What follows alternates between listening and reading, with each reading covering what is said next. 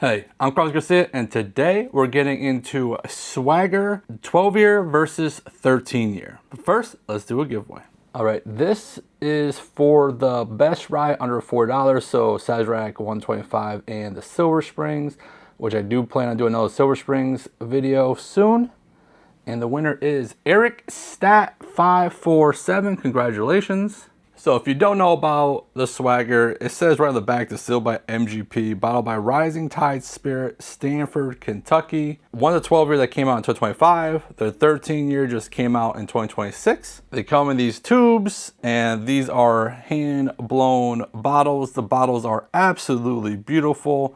There's a cardinal in there. A little hard to see with the reflections and everything, but it's a very, very pretty bottle, and we're trying to figure out, is it worth the price? Because the price is around $175, so not exactly cheap, but I mean, the bottle itself's gotta be like $100, right? Plus, you know, good amount of age statement. They're both Bottled-in-Bonds, 100 proof. So we'll see. I haven't compared these two versus each other yet, so I'm pretty excited about it. Both of them I do enjoy, so we'll see how they do. So let's get into the nose on A. All right, A on the nose.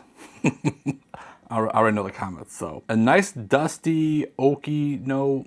Red Jolly Rancher. It was really strong actually. So if you have that, please let me know if you get that note on there, because it was very sweet, red fruit, cherry, Red Jolly Rancher, very intense. Oak, a slight black marker note, which, you know, it's too strong, puts me off real fast. But overall, really, really good nose. Let's go to B. All right, so going to B right after A, it was an intense herbal note, very green, which 100% not expecting. Lighter marshmallow. It's more of a green note, which is weird. Like a little bit of a spice. I mean, these are very different from each other. That is way more different than I was expecting for sure. I thought these were gonna be pretty similar, but off the nose, very different. So let's go on the palate. So let's go to A. All right, first sip of the day. I was actually trying to figure out a note that I got on the finish, but we'll get to it. On the palate, red fruit, strawberry, vanilla, oak, sweet, cinnamon. Overall, pretty sweet, fruity profile. On the finish, sweet, vanilla, almond, nut cookie. It was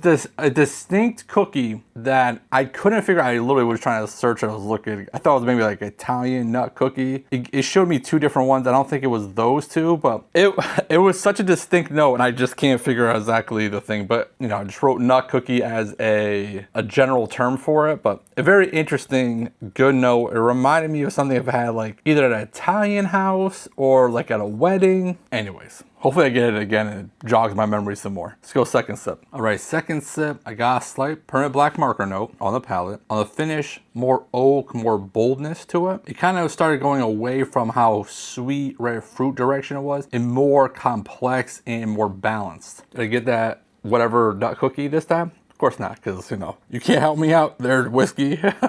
One more sip. Interesting, that third sip kind of stepped back to like the first sip was more red fruit forward. To the point I wrote red fruit for the finish because I didn't the first time. Overall delicious. I do like that one a lot. Okay, let's go to B.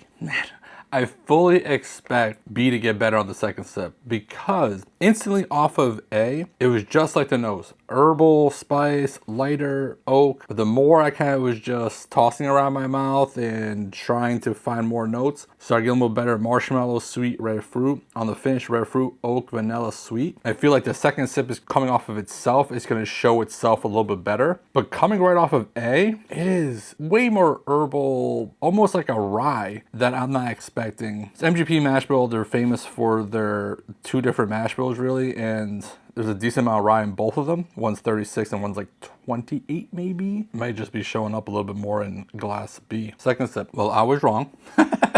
The herbal notes are still there. I actually thought they were going to go away. It is strong. It's not a bad thing. I'm not trying to say like that's a bad situation. It's still overall a good pour. I'm just preferring A because it doesn't have those rye notes. But if you're a huge rye fan, I can kind of see where you like the balance here. Not that I don't like ryes. I like ryes. What I'll try to do is I'll try to find the actual mash bills that went into this if I can. And obviously by now I probably already put it on the screen for you guys. Kind of see if it's the high rye mash bill or not. Because when I was down at Penelope and, you know, they use MGP barrels for their some of their picks anyways at least. And they had the high rye and low rye, and I prefer the 2 lower rye barrels. Now, that was 4 barrels out of a gazillion. I did enjoy the 2 low rye versus high rye. So maybe they switch it to mash bills. I don't know, but I'll try to find that out for you guys. Third sip on B. All right, I went down the rabbit hole trying to figure out the mash bills.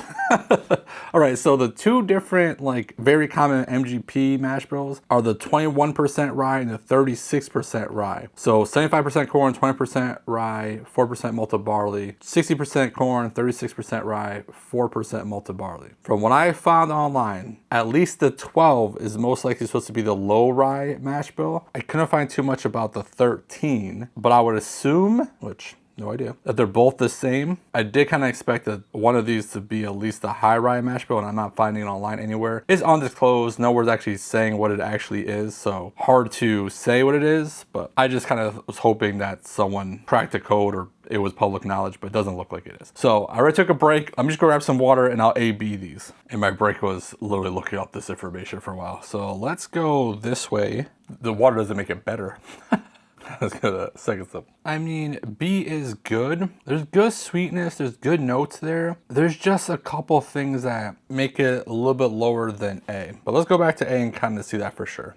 I mean, that held up to the water a lot better. The mouthfeel was even impressive coming off of water. I mean, A is significantly better than B. Let me A/B these real quick. Comparing the color, the 13 does look, not significantly, but you can tell it is darker than the 12. Now knowing which one was which, I mean, let's talk about it, I guess. Let's do the giveaway. So if you want to try these, I'll do 2-ounce samples of both of them, even though they're starting to get low, but you know, it's a fat bottom bottle, so it's plenty left, even though there's a bird in there. If you want to win 2-ounce samples of both these beautiful looking bottle whiskeys, like the video, subscribe to the channel, and comment with swag13. SWAG13. All right, so that obviously was a winner.